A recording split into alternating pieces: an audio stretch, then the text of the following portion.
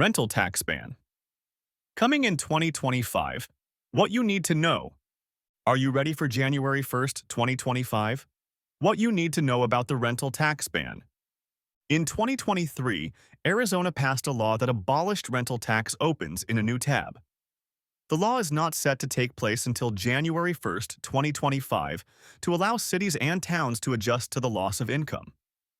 Because this is such a hotly contested issue and because it relies on landlord passing this savings on to residents, both tenant advocates and news media will be watching landlords closely to ensure compliance with the law and that residents actually receive the reduction in their rent.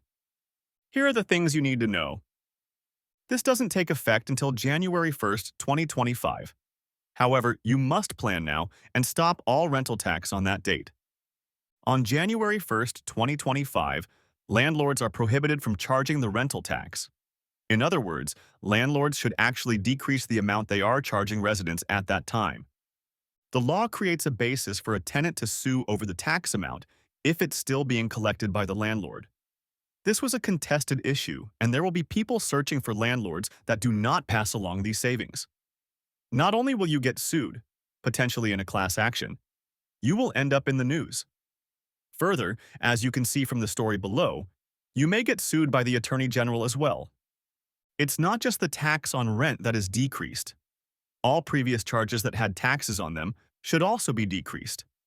For example, if late fees were $5 plus 9 cents in tax, that part that is tax should be removed in 2025. Late fees would only be $5.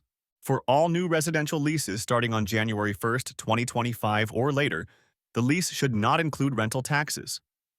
Landlords should start to notify tenants of the reduction in the amount owed and advertise it publicly.